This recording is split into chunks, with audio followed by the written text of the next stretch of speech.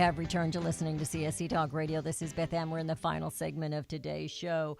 As I was mentioning to you as we were going into that break, this particular article, I don't know if it was a tweet or not. That's just the topic, the title at the top of the page, and it's from Newsmax. It just says, Trump says, if there's no China deal, I'm a tariff man. So he will impose the tariffs back on them if they don't come to an agreement.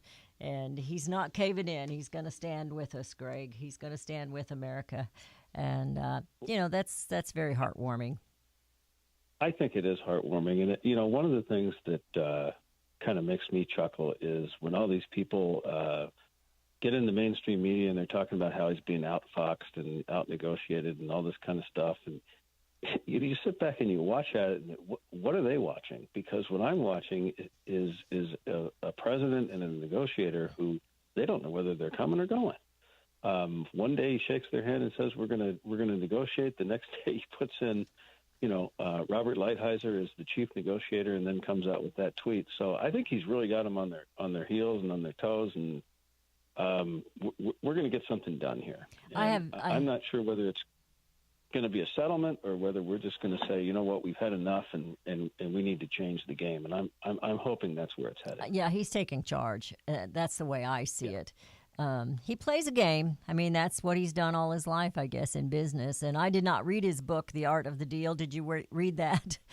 There was a friend of mine that says, you need to read that. It's on the list. They said he's doing exactly like he writes. So these people that don't understand what he's about and what he's doing, they haven't read the book either, I guess. Let's hope China doesn't read it. I bet they are, though. I bet they're all reading The Art of the Deal. I can guarantee you they've read that book, but I think he knows that as well. So. Yeah. So I think he's doing the best he can. He's got a lot of battles. He's had a lot of people that are around his administration. I don't know how that keeps happening. They're not behind what he's doing. They're still being globalists. They're still being not 100% for America.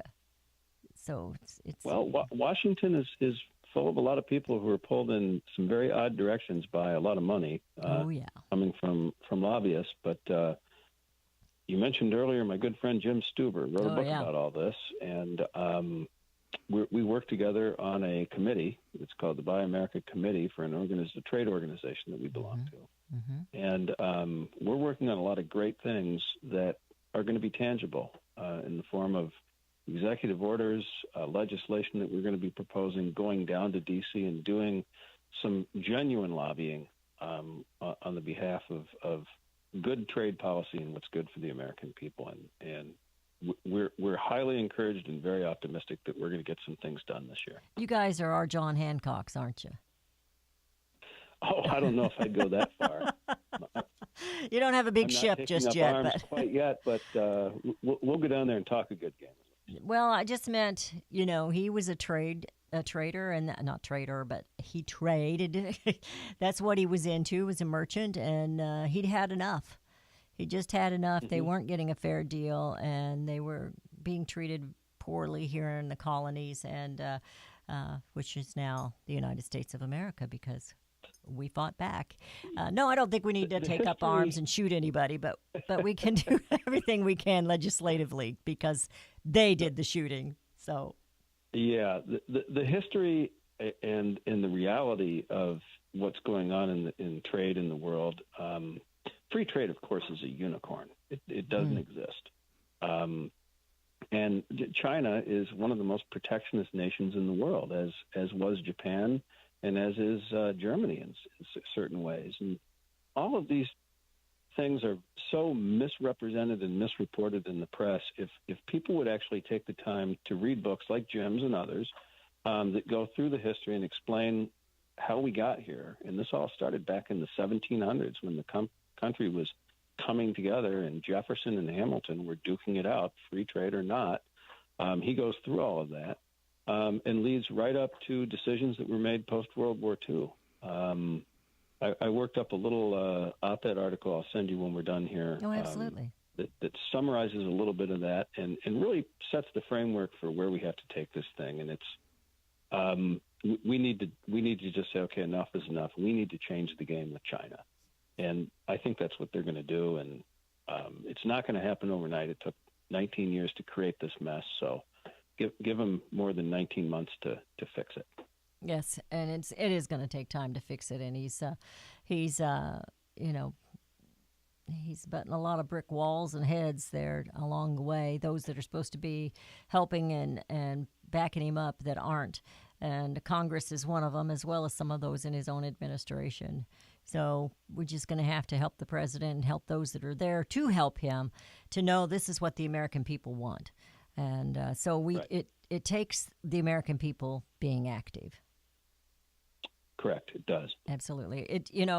We didn't get in this mess overnight, and we're not going to get out of it overnight. But the real Well, go ahead. yeah, one of the things that we can do is we don't have to really wait for Washington. We can vote with our pocketbooks. Absolutely. And the way you do that is whatever you want to buy, go on the internet and type in whatever it is, made in America, made in the USA. Mm-hmm. And chances are you're going to find something. And if you support the companies that are supporting that effort, then we don't really need Washington. We can take matters into our own hands. And then tell others.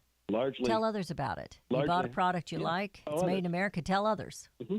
Pass it around. Absolutely. Yeah, absolutely. And why it's important. And if we can get everybody on board with this, or even half the country on board with this, it'll be a revolution in the consumer goods industry. And I think a lot of American companies would benefit.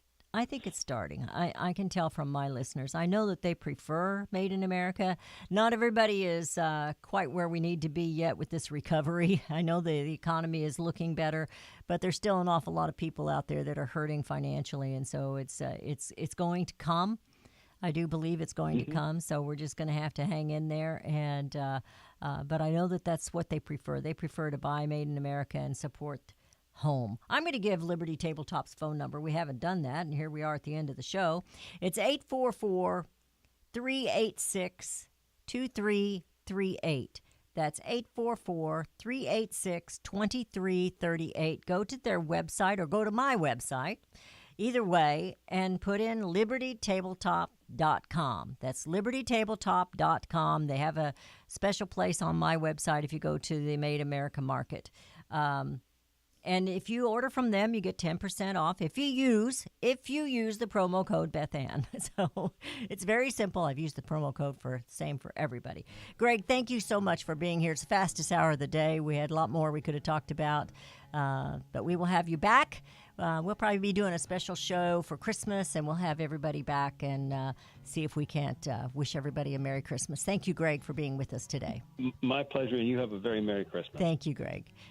You've been listening to CSC Talk Radio. This is Beth Ann. LibertyTabletop.com is a sponsor of our show.